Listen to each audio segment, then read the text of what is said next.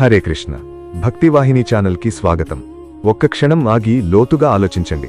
ఒక నాగరికతకు లేదా ఒక గొప్ప వంశానికి పునాది ఎక్కడుంటుంది? అది వారు నిర్మించే కోటలలో గాని వారు పోగుచేసే సంపదలో గాని ఉండదు. అది ఆ ఇంటిలోని స్త్రీల ప్రవర్తనలో, వారు పాటించే ధర్మంలో ఉంటుంది. ఒక ఇల్లు స్వర్గంలా ఉండాలన్నా, ఒక సమాజం సుసంపన్నంగా వర్ధిల్లాలన్నా స్త్రీయే మూలస్తంభం.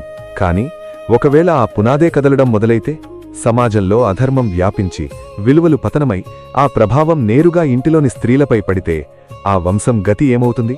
అర్జునుడు కురుక్షేత్ర యుద్ధభూమిలో తన ప్రాణభయంతోనే కాదు, భవిష్యత్ తరాల నైతిక పతనాన్ని ఊహించుకొని తన ఆయుధాన్ని విడిచిపెట్టాడు. ఈరోజు మనం చర్చించబోయే శ్లోకం మన సామాజిక బాధ్యతను, స్త్రీశక్తి యొక్క ప్రాముఖ్యతను ఒక కొత్త కోణంలో ఆవిష్కరిస్తుంది. మీరు ఈ వీడియోను చివరి వరకు చూడకపోతే ఒక వంశపతనం ఎక్కడ మొదలవుతుందో మరియు ఆ భయంకరమైన సామాజిక విపత్తు వెనక ఉన్న గంభీరమైన రహస్యాన్ని మీరు గ్రహించలేరు. రాబోయే ఈ 4 నిమిషాలు మీ జీవితంలో కుటుంబ విలువలకు మీరిచ్చే ప్రాధాన్యతను పూర్తిగా మార్చివేస్తాయి. శ్రీమద్ భగవద్గీతలోని మొదటి అధ్యాయంలో గల 41వ శ్లోకాన్ని అర్జునుడు ఎంతటి వేదనతో పఠించాడో గమనించండి. అధర్మాభిభవత్ కృష్ణ ప్రదుష్యంతి కులస్త్రియః స్త్రీషు దుష్టాసు వర్ష్ణేయ జాయతే వర్ణసంకరః.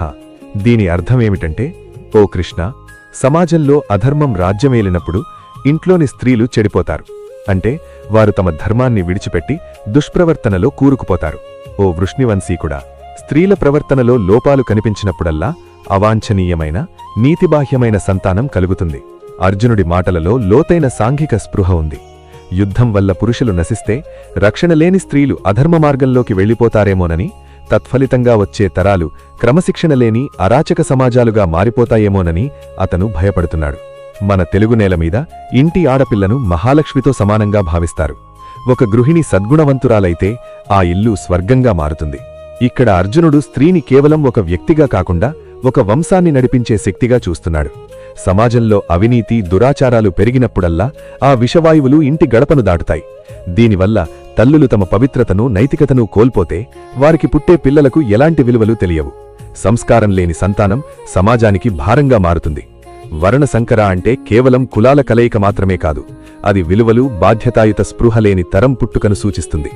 మనమీనాడు చూస్తున్న అనేక సామాజిక రుగ్మతల మూలాలు ఈ శ్లోకంలోనే దాగి ఉన్నాయి. అర్జునుడి ఆవేదనలో గొప్ప సత్యముంది.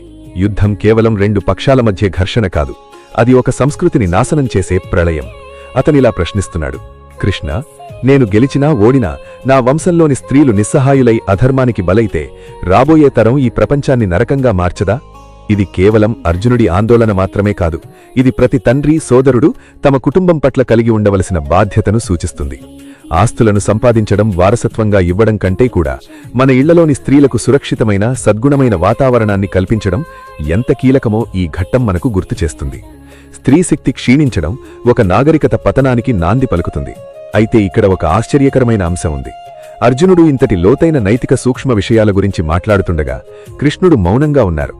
అర్జునుడు తన మేధస్సుతో సమాజాన్ని ఇంత లోతుగా విశ్లేషిస్తుంటే కృష్ణుడు దీనిని ఎందుకు ఖండించలేదు లేదా సమర్థించలేదు? వర్ణసంకరుణ్ణి నివారించడానికి యుద్ధాన్ని ఆపడమే ఏకైక మార్గమా, లేక దీని వెనక మరేదైనా రహస్యముందా? ఇలాంటి మరెన్నో ఆసక్తికరమైన ప్రశ్నలకు సమాధానాలను మనం ముందు వీడియోలో తెలుసుకుంటాం. ఆ పరమ సత్యాన్ని తెలుసుకోవడానికి ఇప్పుడే మా ఛానల్కు సబ్స్క్రైబ్ చేసుకోండి. ఈ వీడియోను మీ స్నేహితులు మరియు కుటుంబ సభ్యులతో పంచుకోండి. మన సంస్కృతిని పరిరక్షించడం మనందరి బాధ్యత.